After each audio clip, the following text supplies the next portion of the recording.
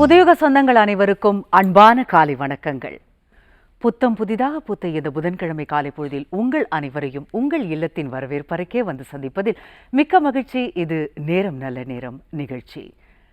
பகல் வெல்லும் கூகையே காகை, இகழ் வெல்லும் வேந்தற்கு வேண்டும் பொழுது. அரசனானாலும் நல்ல நேரம் வந்தால்தான் அவர்களுக்கு வெற்றி நிச்சயம் என்கிறார் வள்ளுவர் பெருந்தகை. இன்றைய நிகழ்ச்சியில் சயின்டிபிக் ஜோதிடம் குறித்த பல சுவாரஸ்யமான தகவல்களை நம்முடன் பகிர்ந்து கொள்வதற்காகவும் உங்களுடைய கேள்விகளுக்கும் சந்தேகங்களுக்கும் விளக்கம் அளிப்பதற்காகவுமே நம்முடைய அரங்கிற்கு வருகை தந்திருக்கிறார் தமிழ்நாடு இந்து சமய அறநிலையத்துறையின் கரூர் மாவட்ட அறங்காவலர்கள் குழு நியமன குழு தலைவரும் ஜோதிட ஜம்பவானும் சயின்டிபிக் ஆஸ்ட்ராலஜருமான டாக்டர் பரணி பால்ராஜ் அவர்கள். வாங்க அவரை வரவேற்கலாம். வணக்கம் சார், நல்லா இருக்கீங்களா? வணக்கம்மா, நல்லா இருக்கம்மா. உலகமெங்கும் வாழும் புதுயுகம் தொலைக்காட்சி நேயர்களுக்கு என் உள்ளம் கனிந்த பணிவான காலை வணக்கத்தை உரிதாக்கி மகிழ்கின்றேன். நல்லா இருக்கீங்களா? நல்லா இருக்கேன் சார், நன்றி சார். நன்றி சார். வழக்கமாக நம்ம யோகங்கள் பற்றி பேசும்போது நிறைய யோகங்கள்லாம் பார்த்துருக்கோம். யோகம் அப்படின்னாலே எல்லோருக்குமே ஒரு பெரிய சந்தோஷத்தை கொடுக்க வேண்டியதாக இருக்குது. யோகத்திலே நல்ல யோகம், அதாவது தீய யோகம் அப்படின்னு ஏதாவது இருக்குங்களா? நல்ல யோகங்கள் நம்ம வாழ்க்கையை எப்படி புரட்டி போடும் அப்படிங்கிறத தெரிஞ்சுக்கலாம். நல்ல யோகங்கள் நம் வாழ்க்கையை புரட்டி போடாது, உயர்த்த செய்யும்.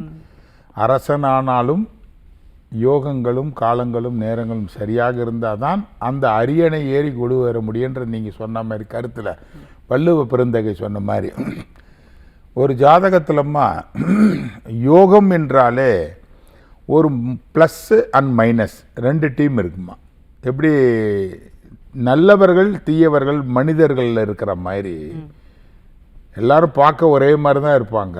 நல்லவர்கள் யார் கெட்டவர்கள் யாருன்னு தன்னுடைய நடத்தையின் ரீதியாக வெளிப்படுறது தான் கெட்டவனா நல்லவனான். அந்த மாதிரி நடைமுறையில் நல்ல திசை புத்திகள் நல்லா நடந்து சிறப்பாக வந்தாவே நல்ல திசை நடக்குதுப்பா, அவருக்கு யோக திசை நடக்குதா. மைனஸாக வாழ்க்கையில் அடிக்கிற இடத்துல அடித்தால் அம்மியம் நகரம் என்று சொல்வது போல் அவர் வாழ்க்கையில் கிடுகிடுக்குன்னு கீழ்நிலைக்கு வந்தால் ஏதோ நேரம் சரியில்லையாட்டிருக்குதுப்பா அப்படின்னு சொல்லுவாங்க. இப்போது ஒரு ஜாதகத்தில் நல்லபடியாக நல்ல மேன்மையாக வாழணும்னா அடித்தளமாகவே கிரகங்கள் பிறப்பு ஜாதகத்தில் இந்த சுக்கிரன், சனி, இந்த புதன், இது மூணும் ஒரு டீம்மா. இது ஒன்று. அதற்கு அடுத்தது இந்த சூரியன், சந்திரன், அதற்கு செவ்வாய், குரு, இந்த நாலுமே ஒரு டீம். அதே மாதிரி இந்த பக்கமும் இல்லாமல் இந்த பக்கமும் இல்லாமல் நியூட்ரலாக இருக்கக்கூடியவர்கள் மேக்சிமம் பார்த்திங்கன்னா ராகு கேதுன்னு சொல்லுவோம். கேது இந்த சாரருடைய டீம், அதாவது சந்திரன், அந்த செவ்வாய், அந்த குருவோட இது மிக்கலாகும். அது ஒரு வகையில் அது இருக்கிற இடத்தை பொறுத்தவரையில் ஒரு ப்ளஸ் ஆர் மைனஸ் ஏற்படும். ராகு இந்த சனிக்கும் சுக்கிரனுக்கும் நட்புறவு கொண்ட ஒரு அமைப்பாக இருக்கும். இந்த டீமோட அதிக சாரராக இருப்பார். அதெல்லாம் ஒரு ஜாதகத்தில் இந்த ப்ளஸ்ஸான கிரகங்கள் நெகட்டிவான கிரகங்கள் ஏதோ ஒன்று மிங்கிள் ஆகி போயிட்டாவே அவர்களுக்கு ப்ளஸ்ஸு மைனஸ் ரெண்டும் கலந்து கிடைக்கும். இப்போ ஒருத்தருக்கு யோகம் வர்ற மாதிரி இருக்கும், ஒருத்தருக்கு பிறப்பு ஜாதகத்தில் நல்ல யோகம் கோடீஸ்வர சம்பத்து நல்லா அமைந்திருந்தாலும் நடைமுறையில் நல்ல திசை புத்திகள் வாய்க்கிறோம். இப்போது செவ்வாயோட புதன் கூடவே கூடாது.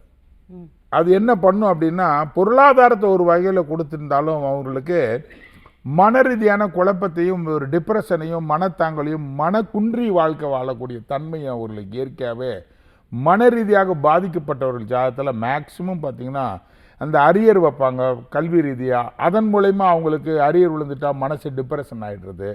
இல்லைன்னா ஏதாவது ஒரு வகையில் தண்ணியில் படகாடுற மாதிரி அவங்களுடைய வாழ்க்கை தன்னுடைய தரம் ராசி கட்டத்தில் அந்த செவ்வாவும் புதனும் ஒன்று கூடி இருந்தாவே இவர்களுக்கு மன ரீதியாக போராட உடல் ரீதியாகவா அல்லது மன ரீதியாக போராடக்கூடியவர்களான்னு பார்த்தா மன ரீதியாக அதிகமாக போராடும். சந்திரன் மனோகாரகன் அப்படின்னு மனோகாரகன் தான் சந்திரன். இந்த பிரெயினுக்கு உண்டான கிரகம் புதன்மா. மனதுக்கு உண்டான காரகத்துவம் உடல் சரீரத்துக்கு உண்டானது தான் சந்திரன். ஆனால் மனநிலையை மாற்றி அமைக்கக்கூடிய இந்த புதன் தான் அதற்கு உண்டான காரகத்துவம் படைத்தவன். புதன் தான் பிரெயினுக்கு உண்டானவன். செவ்வாய் மழுங்கத்தன்மையை உருவாக்கும் அந்த புதனோட கூடும் பொழுது. அது வேற ஒரு கிரகத்தோட ப்ளஸ் நிறைய இருக்குது. அந்த செவ்வாய் புதன் கூடினவன் தண்ணியில் படகாடுற மாதிரி அவங்களுக்கு ஆடிக்கிட்டே இருக்கும். சந்திரன் வந்து இயற்கையாக மன ரீதியான கொண்டவனாக இருந்தால் உடல் காரகன். அந்த உடல் காரகனோட அந்த சந்திரனோட அந்த ராகு கேதுகள் பிறப்பு ஜாதகத்தில் பீடித்திருந்தாலே அவர்களுக்கு ஹார்மோன் சுரப்பி பாதிச்சிடும். ஃபர்ஸ்ட் உடல் ரீதியான எதிர்ப்பு சக்திகள் அவர்களுக்கு குன்றி இருக்கும். இந்த சைனஸ் ப்ராப்ளத்தை உண்டு பண்ணும். அதே போன்று பார்த்தீங்கன்னா சந்திரனோட கேது, சந்திரனோட ராகு பிறப்பு ஜாதகத்தில், இது எல்லாமே பிறப்பு ஜாதகத்தில் இருக்கவங்க ஜாதகத்தை எடுத்து பார்த்தாவே ராசி கட்டத்தில் சந்திரனோட கேது, சந்திரனோட ராகு, ஆனால் பார்க்க கொஞ்சம் அழகாகவே இருப்பாங்க அவங்க. அதுவும் ஒரு வகை. உடனே ஒரு அறிவினிகள் எடுத்துட்டு என்னடா நான் அழகாவே இல்லையே இவர் என்ன இப்படி சொல்றாருன்னா, கிட்டத்தட்ட நான் சொல்றது 75% ஒரு அட்ராக்ஷன் இருக்கும் அப்படின்றீங்க. 75% அது இருக்கும். ஆனால் அவங்களுக்கு இயற்கையாகவே நோய் நொடிகள் குடிகொண்டிருக்குன்றான். எதிர்ப்பு சக்திகள் அவர்களுக்கு குறைவுன்றான். சாதாரணமாக ஒரு ஜலதோஷம், ஒரு காய்ச்சல் ஏதாவது ஒன்று வந்தாவே அவங்களாம் தாங்க முடியாது. அதே மாதிரி ஸ்கின் அலர்ஜி, இந்த வெண்மையான படலம் சார்ந்த ஒரு ஸ்கின் அலர்ஜி எல்லாம் உருவாகிறதுக்கு மேக்சிமம் இந்த சந்திரன் கேது, சந்திரன் ராகு ஒன்று. அதே போன்று சுமை தாங்கி மாதிரி வாழ்க்கை நடத்துகிறவர்களுடைய ஜாதகத்தில் அடுத்தவங்களுக்கு தியாகம் பண்ணியே தன் கையில் அப்படி வாய் கொண்டு போகிறத கூட நம்ம கையில் இல்லையேன்னு பாவம் பக்கத்தில் இருக்காங்களே 2 கொடுத்து அதன் மூலமா ஒரு சாதாரண எக்ஸாம்பிளுக்கு சொல்கிறேன். இந்த மாதிரி தியாக மனப்பான்மை அதிகம் கொண்டவர்கள், அகிம்சா வழியில் வந்தவர்கள், அடுத்தவர்கள் தியாகம் பண்ணி தன்னுடைய சுதந்திரத்தை இழந்தவர்கள் ஜாதகத்தில் மேக்சிமம் பார்த்தீங்கன்னா சந்திரனும் சனியும் ஒன்று கூடி இருக்கும். சந்திரன் தான் உடல் காரகன். அதே போன்று சனி வந்து சுமை தாங்கி. அந்த ரெண்டும் ஒன்று கூடும் பொழுது ஒருத்தருக்கு ஒரு 5 கிலோ கொடுத்தா சுமக்கலாம், 25 கிலோ எனி டைமும் மூட்டை சுமந்த மாதிரி சுமக்கணும்னா முடியுமா? 24 ஹவர்ஸ். அது மாதிரி வாழ்க்கையில் பாரங்களை சுமந்து பொதிமாடு மாதிரி வாழ்க்கை வாழ்கிறவங்களே. அதனால தான் இந்த சனியும் சந்திரனும் ஒன்று கூடனாவே அவங்களுக்கு அது மைனஸ் கிடைக்கும். அதே போன்று குருவும் சுக்கரனும் ஒன்று கூடனாவே எதிர்பார்த்த குரோத்தை குறைச்சிரும்மா, செல்வ செழிமையை குறைக்கும். திடீர்னு பார்த்தா நல்லா இருக்க மாதிரி இருக்கும், ஏதாவது ஒரு அகல பாதாளத்துக்கு கொண்டு போய் சரிவை கொண்டு போய் கிடுன்னு. ஒரு ஜாதத்தில் ஒரு மைனஸ் இருக்கும், ஒரு பல ப்ளஸ் இருக்கும். என்னப்பா குருவும் சுக்கரனும் ஒன்று கூடனா நல்லா இருக்கிறதுனால நான் நல்லா இருக்கணும்னு சொல்லி அறிவினி ஜோசியர்கள் அரைகுறை எடுத்துக்கூடாது. ப்ளஸ்ஸான திசைகள், ப்ளஸ்ஸான யோக நேரத்தில் அது மல்டிப்ளஸ் ஆகும். ஒரு டவுட் சார், அதாவது குரு வீட்டில் சுக்கிரன் இருக்குது, சுக்கிரன் வீட்டில் குரு இருந்தாலும் அது பரிவர்த்தனை. இது அடுத்தவர்களை கெடுத்தே அவங்க வாழ்க்கையில் உயரத்துக்கு வந்துடுவாங்க. இது ஒரு பேட்டர்ன் இருக்கு. அடுத்தவங்களுக்கு மிகப்பெரிய பாதிப்பை கொடுத்து தனக்கு பெருஞ்செல்வத்தை சேர வைக்கிறது இந்த குரு சுக்கிரன் பரிவர்த்தனைக்கு இது ஒரு பொருள் உண்டு. என்னப்பா நான் அடுத்தவனையும் கெடுக்கலையப்பா, ஒன்றுமே கெடுக்கலையப்பா அப்படின்னா இது ஒரு 50% ஒரு பேட்டர்ன். இது எல்லாமே ஒரு ஜாதகத்தில் இதுக்கு ஒரு negative plus or minus 2 team கலந்தா இது என்ன நடக்கும்னு சொன்னேன். அதே போன்று ப்ளஸ்ஸுக்கு ப்ளஸ்ஸே கூடி போயிட்டா அடேங்கப்பா வரத்து மேல் வரத்து, சம்பத்து மேல் சம்பத்துன்னு சொல்கிற மாதிரி ஒரு ஜாதகத்தில் இருக்கிறதுலேயேம்மா சிறந்த யோகத்துக்கு உண்டான கிரகங்கள் 9 நவக்கோள்களே எல்லாரும் குருவை சொல்லுவாங்க இல்லையா? மற்றது கிரகங்கள் அதெல்லாம் அப்படிலாம் கிடையாது. சுக்கிரனும் சனியும் கூடுறது தான்மா சிறந்த தர்ம கர்ம யோகமும், சிறந்த தன பஞ்சம யோகமும், சிறந்த தன பாக்கிய யோகமும்னு தேட கிடைக்காத மாணிக்கம்னு அடிக்கடி நான் நிகழ்ச்சியில் சொல்றது. நான் கண்டுபிடித்த அனுபவ ரீதியான ஆராய்ச்சி ரீதியாக இந்த சுக்கிரனோடு சனி கூடி மற்ற கிரகங்கள் எதுவுமே கூடக்கூடாது. அது சூரியனோ அல்லது புதனோ, அதுக்கு அடுத்தது குருவோ அல்லது செவ்வாயோ அல்லது சந்திரனோ முடிக்கலாமா? அது வந்து மிகப்பெரிய தனப்பிராப்தம் உள்ள ஜாதகம்னு பொருள் கொள்ளலாம். காரணம் என்னப்பா, எனக்கு ஒன்றுமே பெருசாகவே கிடைக்கல. பரணிபால்டா சொல்கிற மாதிரி எந்த சுபரும் கூடல பாபரும் கூடல, சனியும் சுக்கரன் என் ஜாதகத்தில் கூடியிருக்கணும் என்றாவது ஒரு நாள் சிறந்த யோகத்தை அவர்கள் வாழ்க்கையில் சத்தியமாக அறுதியாக உறுதியாக கிடைக்கும். இந்த சனி சுக்கிரன் கூடுறது ஒரு அப்பழுக்கில்லாத எப்படி ஒரு தூய சங்கமமோ அதே போன்று பாருங்கள் இந்த சந்திரனும் செவ்வாயும் கூடுறது சிறந்த சசிமங்கல யோகம்னு ஒரு பொருள்.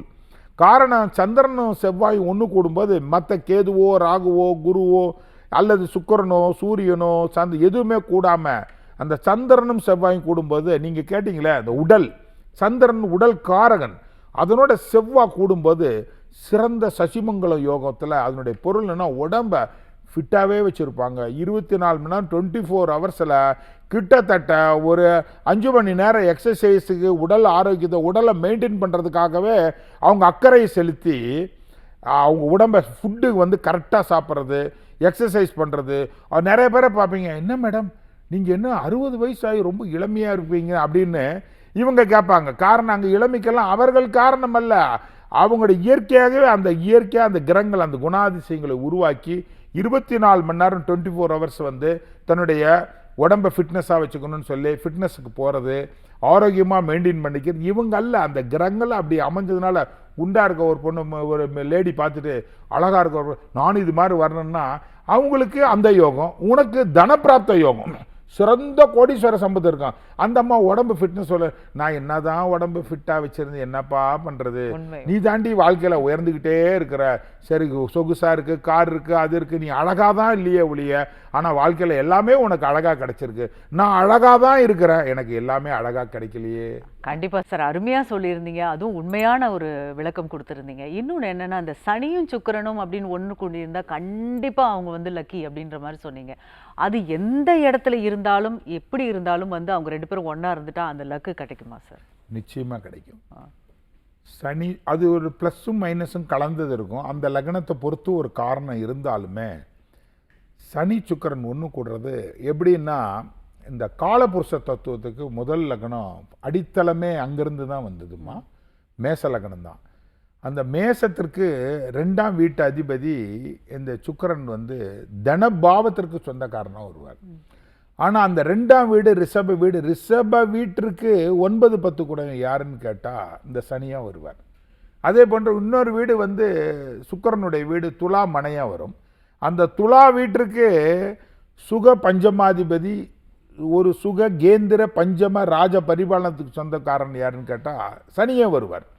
அதே பற்றி சனி வீட்டை நீங்கள் டச் பண்ணிங்கன்னாவே அந்த மகர மனைக்கு பஞ்சம கர்மாதிபதி, பஞ்சம ஜீவனாதிபதி, பஞ்சம ராஜ பரிபாலன் சொந்தக்காரன் யாருன்னு கேட்டால் சுக்கரன்னு வருவார். இன்னொரு வீடு கும்ப வீட்டு கை வச்சிங்கன்னா சுக பாக்கியாதிபதியாக வருவார், சுக கேந்திர பாக்கியாதிபதியாக, கேந்திர திரிகோணாதிபதியாக வருவார். அதனால தான் அங்கே இருந்து பொருள் கொண்டது தான் அந்த சனியும் சுக்கிரனும். கொடிய லக்னத்தில் பார்த்தீங்கன்னா அந்த கடக லக்னத்துக்கு சுக்கிரன் கெட்டவன் நம்ம சொல்லுவோம். அதனோட அந்த சனியோட சுக்கிரன் கூடி நல்ல நடைமுறையில் தசாபுத்திகள் வந்து ஆப்போசிட்டான பிளானட் எதுவுமே பார்க்கக்கூடாது. இந்த செவ்வாயோ அல்லது சூரியனோ அல்லது அந்த குருவோ டச் இல்லாமல் இவர்கள் நிறைஞ்சு நின்றுட்டாங்கன்னா அடேங்கப்பா, அவங்க கொடுக்குற மாதிரி செல்வத்தை இந்த பூ உலகத்தில் யாருமே கொடுக்க முடியாது. அவ்வளவு வாரி வழங்குவான். அந்த பாக்கியங்கள் அவர்களுக்கு அந்த சனி சுக்கிரன் கொடுறவங்க. பொதுவா வந்து சனி கிரகம் வந்து பாவர்னு சொல்லுவாங்க, ப்ரொஃபசர் மாதிரி அப்படின்னு சொல்றதுதாம்மா. அது அந்த லக்னத்தை பொறுத்துமா. காலபுருஷத்துக்கு 11 கூடிய பாவகாதிபதியா வருவார், கர்மாதிபதியா வருவார். அவர் வந்து நல்ல தண்டனை யாருக்கு கொடுப்பாரு அப்படின்னு கேட்டா, ஸ்ட்ரிக்டா நீங்க சொன்ன மாதிரி கொடிய ஒரு மைனஸ் அப் பண்றவரு அந்த சந்திரனோட கூடும்போது நிச்சயமா ஸ்ட்ரிக்டா பாய்ச்சிடுவார். நம்ம உடலை ஸ்ட்ரிக்டா பாய்ச்சிடுவாரு. கொடுக்க வேண்டிய செல்வத்தை கொடுக்க மாட்டார், பிச்சை எடுக்க நடுத்தருவில் கொண்டு போய் விட்டுருவார். அகிம்சை பண்ணி பண்ணி தியாகம் பண்ணி பண்ணி அடுத்தவர்களுக்கு மெழுகுவத்தி மாதிரியே வாழ்க்கை வாழ வைக்கும். இந்த சனி சந்திரன் ஒன்று கூட பொதி மாடுகள் நல்ல உழைப்பான். பாவம் நிறைய பேர் பார்த்து உழைப்பு, அந்த வீடு கட்டுறவங்க கட்டடம் கட்டுறாங்கலாம் பார்த்து உழைப்பு என்னதான் சம்பாரிச்சாலும் அவங்களுக்கு ஒரு நாள் வேஜஸ் வந்து 1200 கிடைக்கட்டுமா, 1500 கிடைக்கட்டுமா, அவங்க உடம்பால் அவ்வளோதான் போட்டு வருத்தி அந்த கட்டடத்தை உயர்த்துமா. நம்ம ஐயோ என்னப்பா கூலி, அநியாயப்பா கூலி, அப்படியே கிடையவே கிடையாது. பாவமா அவங்க கஷ்டப்பட்டு அவர்கள்லாம் சிற்பம் போட்டு ஓவியம் போட்டு செதுக்கப்பட்ட வீடுகள் கட்டி இன்னைக்கு வேஜஸ் வந்து 1500 ரூபான்றது. ஒருத்தன் அப்படியே அறிவால் வந்து ஒருத்தன் வந்து ஒரு நாளைக்கு லேக்ஸ் கணக்கில் சம்பாதிச்சுட்டு போயிடலாம் இல்லைங்களா. உட்கார்ந்த இடத்துல சிட்டிங்லேயே அறிவை போட்டு, ஆனால் உடலை போட்டு அவனால சம்பாதிக்க முடிந்தது 1500 இல்லை, மேலும் சம்பாதிச்சா கூட ஒரு 2000 3000 தான். அதுக்கு மேலே அவனுடைய கூலி ஏறவே ஏறாது. கட்டட தொழிலாளர்கள்லாம் ரொம்ப கடின உழைப்பாளிகள். இவர்கள் ஜாதகத்தெல்லாம் அந்த சனி சந்திரன் குடிகொண்டு அடுத்தவர்களை உழைச்சானா, ஏப்பா அவனுக்கு என்னப்பா கூலி கொடுக்குறோம்ல, இவன் வாய்களையே பேசுவான், என்னத்தையா நீ கூலி கொடுத்தாலும் அவனுடைய உழைப்புங்கிறது அடுத்தவர்களுடைய உழைப்பால உயரக்கூடியவர்கள் நிறைய முதலாளிகளாக இருப்பாங்க. நிறைய முதலாளிகள் ஜாதகத்தில் அந்த கொத்தடிமைகள் மாதிரி இந்த சனி போய் பிளஸ்ல போய் உட்காந்துக்கும். இவங்களுக்கு எப்படி சார், அதாவது உட்கார்ந்த இடத்துல இருந்தே காசு. அதுதான்மா, ஒரு 1000 பேரை வச்சு ஒருத்தர் முதலாளி வேலை செய்யும். ஜம்முன்னு ராஜா தேனி மாதிரி உட்காந்துருக்கான்ல, அதுக்கு இவங்க எல்லாம் உயர்றதுக்காக இவங்க எல்லாம் உழைக்கிறாங்கல்ல. ஒரு சம்பளம் கொடுத்து உட்கார வச்சு, சார் என்னதான் அவன் வந்து பெருசா ஒருத்தன் கொட்டியே கொடுப்பாமா, ஆனால் அவங்ககிட்ட வேலைக்கு போக மாட்டான். இவன் குறைஞ்ச சம்பளம் கொடுப்பான். அது என்னன்னே தெரியல. அவங்ககிட்ட போய் தேனி மாதிரி வேலை செஞ்சு அவங்க வாழ்க்கையை உயர்த்துறதுக்கு இவர்கள் தியாகம் பண்ணி இவங்களுக்கெல்லாம் மாதம் 10,000 15,000 20,000 கொடுத்தா போதும், 25,000 கொடுத்தா போதுப்பா, நம்ம வாழ்க்கைக்கு இது இருந்தால் போதும்னா இவங்கெல்லாம் இதை நோக்கி போகிற ஒரு காரணம். இவங்க ஜாதகத்தில் இந்த மைனஸான இந்த செவ்வாய் புதன், அந்த குரு சுக்கரன், அந்த சந்திரன் சனி, இவர்களும் என்றாவது ஒரு நாள் பெருசாக வரணும்னு இல்லாத ஊருக்கு வழி தர்ற மாதிரி கனவு இல்லைன்னு சொல்லிட்டு நானும் வீடு வாங்குறேன்னு கடனோட வாழ்க்கை நடத்துகிறவங்க, நகநட்டை கொண்டு போய் அடகு வச்சு வாழ்க்கை நடத்துகிறவங்க, வித்து வியாபாரம் பண்ணக்கூடியவர்கள், அன்றாட ஜீவராசி அன்றாட வைத்த கழுவர்கள் ஜாதகத்திலலாம் மேக்சிமம் இந்த பேட்டர்ன் இருக்கும். இந்த முதலாளிங்கிற ஒரு ஸ்தானத்தில் இருக்கவங்களுடைய ஜாதகத்தில் எல்லாம் பார்த்தீங்கன்னா அந்த சந்திரன் செவ்வாய் சூரிய சந்திரன் அரசு துறையில் கொலுவேறி இருக்கவங்க ஜாதகத்தெல்லாம் சூரியனும் சந்திரனும் ஒன்று கூடியிருந்தாலோ, அமாவாசையில் பிறந்திருந்தாலோ அல்லது பௌர்ணமி தருணத்தில் பிறந்திருந்தாலோ சூரியனும் சந்திரன் நேருக்கு நேராக பார்த்தவங்க ஜாதகத்தெல்லாம் அரசு துறையில் அங்கவேறி அதன் மூலயமா அதற்கு கீழே இருக்கவங்களுடைய அப்படியே மிரட்டி உருட்டி சம்பாதிக்கணும் இருக்கான். நீதி நேர்மையோட உயர் அதிகாரியாக இருந்து கரப்ஷனே இல்லாமல் கரைபடாத கரத்துக்கு சொந்தக்காரனா அரசு துறையில் இன்றைக்கும் 60 வயசு வரலாம் நீதி நேர்மையாக வாழ்ந்தவர்கள் இருக்கிறாங்க. 58 வயசு வரலாம் கரெக்ஷனே இல்லாமல் கரெக்டாக இருந்து 58 வயசு வரலாம் ஏதாவது ஒரு வகையில் நீ என்னையா கழிச்ச பொண்டாட்டி சொல்லி பிள்ளைங்கள் சொல்லி ஒன்றுமே இல்லையே, அவங்கெல்லாம் உனக்கு கீழே இருக்கவங்களாம் சர்வன்லாம் நிறையா சம்பாரிச்சு வரேன்னு கடைசி நேரத்தில் லஞ்ச லாவண்யத்தில் போய் மாட்டி 58வது வயசில் ரிட்டைர்மெண்ட் காலத்தில் எல்லாமே போய் அவமானப்பட்டவர்களே பார்க்கலாம். அது வரையிலும் தப்பு பண்ணுறதுக்கு கிளவியாகும் வரை ஏன் வெயிட் பண்ணணும்னு ஒரு கருத்து சொன்ன மாதிரி அவர் தவறு பண்ணுறது 58வது வயசில் தவறு பண்ணுவாங்க. ஒருத்தர் இளமை காலத்தில் தவறு பண்ணி சிறைவாசம் போகிறாங்க. இதுக்கு எல்லாத்துக்குமே சிறை தண்டனைக்கு உண்டான கிரகங்களும் சனி அந்த ராகு செவ்வாய் ராகு நிறைய உதாரணங்கள் சொல்லலாமா. யோகத்தில் பலவிதமான யோகங்கள்லாம் இருக்குமா. கண்டிப்பா சார், நேர்கிட்ட பேசலாம். வணக்கம், நேரம் நல்ல நேரம். யார் பேசுறீங்க? மேம் வணக்கம். பழனி மேடம். வணக்கம் மேடம். எங்க இருந்து சார் பேசுறீங்க? நான் திருவடந்துல இருந்து பேசுறேன் மேடம். நல்லது சார். யாருக்காக கேட்க போறீங்க? மேம் எனக்காக தான் மேடம். உங்களுடைய ராசி நட்சத்திரம் லக்னம் வயதெல்லாம் சொல்லிடுங்க சார். வயது 47 மேடம். 12/7/1978 மேடம். ராசி நட்சத்திரம் லக்னம்? ராசி கன்னி ராசி அஸ்த நட்சத்திரம் மேடம். லக்னம்? லக்னம் விருச்சக லக்னம் மேடம். என்ன கேள்வி சார்?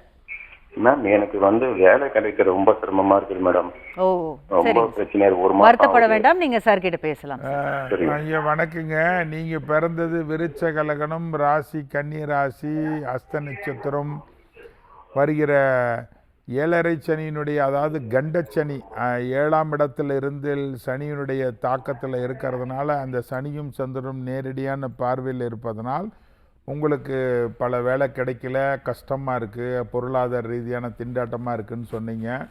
அந்த பெயர்ச்சி பாருங்கள், உங்களுக்கு விருச்சக லக்னத்திற்கு பாக்கியஸ்தானத்தில் குரு உச்சம் பெற்று ராசிக்கு லாபஸ்தானத்தில் குரு மீண்டும் உச்சத்தாரையில் கெட்டவன் கெட்டிடில் கிட்டிடும் ராஜயோகத்தை கொடுக்க வேண்டாம், ஒரு வேலைக்கு உண்டான ஐஸ்வர்யத்தை கொடுத்து அதன் மூலயமா பொருளாதாரத்தை உயர்த்தினால் போதும்.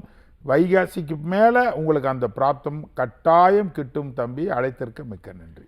அழைத்ததற்கு நன்றி சார். வணக்கம், நேரம் நல்ல நேரம். யார் பேசுறீங்க? ஹலோ, காங்கி பக்கம் இருந்து பேசுறோம். உங்க பேர் என்னங்க சார்? பேரு பாலதண்டவாணிங்க. மகனுக்காக கேட்கறோம். ஓ, மகனுக்காக. உங்க மகனுடைய ராசி நட்சத்திரம் லக்னம் வயதெல்லாம் சொல்லிடுங்க சார். 17/7/97ங்க. சரிங்க. ராசி நட்சத்திரம் லக்னம்? ராசி நட்சத்திரம் இருக்குதுங்க. சொல்லுங்க, வேகமா சொல்லுங்க, ஏன்னா கொஞ்ச நேரம் தான் இருக்கு. சொல்லுங்க. விருச்சிக ராசி கேட்ட நட்சத்திரம் மீன லக்கணம்ங்க. என்ன கேள்வி சார்? 29வது கல்யாணம் கூட மாட்டேங்குதுங்க. ஓகே சார், நீங்க சார் கிட்ட பேசுங்க. அதாவது அருமையான கேள்வி ஐயா. இப்பொழுது ஒரு அன்பருக்கு முதல் காலர் சொன்ன மாதிரி தான் உங்கள் மகனுக்கு கை கூட மாட்டேங்குது, கல்யாணம் 97ல் பிறந்திருக்கிறார். விருச்சக ராசியை டைரக்டாக பாருங்கள், அந்த குரு உச்சத்தாரையிலிருந்து சித்திரை வைகாசிக்கு மேலே அந்த பார்வையிடுவது ஒரு முதல் தர சிறப்பு. ராசிநாதன் மட்டுமல்ல, லக்கினநாதன் தன் உயிரை தானே பார்வை செய்து 11 ஆண்டுகள் கடந்து, அதாவது 12 ஆண்டுகளுக்கு ஒரு முறை குரு அங்கே உச்சத்தாரையில் வருவது மிகப்பெரிய சிறப்பு. கடகமனையில் உச்சம் பெற்று லக்னத்தையும் ராசியையும் பார்வையிடுவது முதல் தர சிறப்பு. அந்த அடிப்படையில் உங்கள் மகனுக்கு நல்ல ஒரு வாழ்க்கை பயணமாக நல்ல மருமகள் உங்களுக்கு வாய்க்கக்கூடிய அம்சம் வைகாசிக்கு மேலே உண்டு. அடுத்திற்கு மிக்க நன்றி. அழைத்ததற்கு நன்றி சார். வணக்கம். நேரம் நல்ல நேரம். யார் பேசுறீங்க? ஹலோ, வணக்கம்மா. எங்கேருந்துமா பேசுறீங்க? கோவை மாவட்டத்தில் இருந்துங்க. பேருமா? பேரு அரவிந்த், திருவாதிரை நட்சத்திரம். ஓகேங்க. ராசி ராசி திருவாதிரை நட்சத்திரம், மீன லக்னம். மீன லக்னம். என்ன கேள்விமா? திருமணத்துக்கு. அவங்களுடைய வயசு என்ன? வயசு 30. ஓகேமா, நீங்க சார் கிட்ட பேசுங்க. மீன லக்னம் இப்போ சொன்னது மாதிரி தான்மா இவங்களுக்கும். ராசி வந்து மிதுன ராசி, திருவாதிரை நட்சத்திரம். மிதுனத்துக்கு ராசிக்கு 2ஆம் இடத்தில் மன்னவன் வந்தானடி தோழி என்று பாடலுக்கு ஏற்ப அந்த ரிஷப ராசிக்கு 2இல் குரு உச்சம் பெற்று ராசியிலிருந்து சரீர ரீதியாக இருந்து வந்த தடைகள் விலகி, அது மட்டும் இல்லாமல் லக்னம் என்று சொல்லக்கூடிய சரீர உயிர் ஸ்தானத்தை அந்த குரு பார்வையிடுவது ஒரு மிகப்பெரிய சிறப்பு என்று இந்த 2 காலருக்கு முன்னாடி சொன்ன மாதிரி தான் அந்த மேடம் அவர்களுக்கும் அருமையான வாழ்க்கை துணையில் தன் மகனுக்கு அருமையான நல்ல மருமகள் வாய்க்கக்கூடிய உங்களுக்கு மகனுக்கு நல்ல மனைவி வாய்க்கக்கூடிய அம்சம் வைகாசி டு அடுத்த வைகாசிக்குள்ள நல்ல அருமையான ஒரு அமைப்பு உண்டுமா. அடுத்திற்கு மிக்க நன்றி. அழைத்ததற்கு நன்றிமா. ஐயா, அதாவது அனுபவம் பேசும் அப்படிங்கிறது உங்களுடைய விஷயத்துல நிதர்சனமான உண்மைனே சொல்லலாம் ஐயா. அந்த அளவுக்கு அந்த துல்லியமான விளக்கங்கள் எங்களுக்கு கொடுத்து ரொம்ப மகிழ்ச்சியா இருக்கு. அதெல்லாம் ஒரு நம்பிக்கையும் கொடுக்குது. உங்களை எப்படி சந்திக்கிறதுன்னு நேயர்கள்லாம் ரொம்ப ஆர்வமா இருக்காங்க. எப்படி சந்திக்கிறது ஒரு புறத்தில் இருந்தாலும் நிகழ்ச்சியினுடைய இறுதி பகுதியில் இருக்கும் நேரம் போதுமின்மை காரணமாக எவ்வளவோ சொல்ல துடித்தாலும் அந்தந்த யோகங்கள் அந்தந்த பிராப்தங்கள் பிறப்பு ஜாதகத்தில் இல்லாமல் நிச்சயமாக வரவே வராது. அந்த உயர்வும் தாழ்வும் அங்கேயே அடங்கினது. நீ என்னதான் போய் மண்டி தருகி உருகி ஆழக்கால பூஜைகள் செய்து பரிகாரங்கள் செய்து அங்க பிரதட்சணை பண்ணி உருண்டு உருண்டு உருண்டு வந்தாலும் ஓயாசிஸ் நோக்கி ஓயா பயணமாகத்தான் இருக்கும். பாலைவனம் என்றைக்கும் பாலைவனம்தான், சோலைவனம் ஆகாது. சோலைவனம் வாங்க வேண்டுமென்றால் அந்த விதி பிறப்பு ஜாதத்தில் இருந்தால் நீ பரிகாரம் செஞ்சாலும் செய்யலைன்னாலும் மல்டிப்ளஸ். அத்தனை கோயிலில் தானம் தர்மம், திருப்பதி கோயில் என்னம்மா, பழனி கோயிலில் கொட்டி கொடுத்தாம்மா தன்னுடைய வருமானத்தில் 3/4 பகுதியை அந்த குடும்பமே செய்தது. அவர்களுக்கு ஒரு பையன் ஒரு பொண்ணு. பிரைன் டியூமரில் நேற்று டெத்து. எத்தனை பூஜைகள் அப்படியே பார்த்தீங்கன்னா ஆழக்கால பூஜைகள்லாம் முடிக்கிறமா திருப்பதி கோயிலில் போய் அத்தனை செல்வத்தை கொட்டி கொடுத்தவர். பழனி கோயிலில் அத்தனை, ஸ்ரீரங்கம் கோயிலில் அத்தனை, தமிழ்நாட்டில் இல்லாத அத்தனை கோயிலுக்கு வாரி வழங்கக்கூடிய ஒரு உத்தமர்.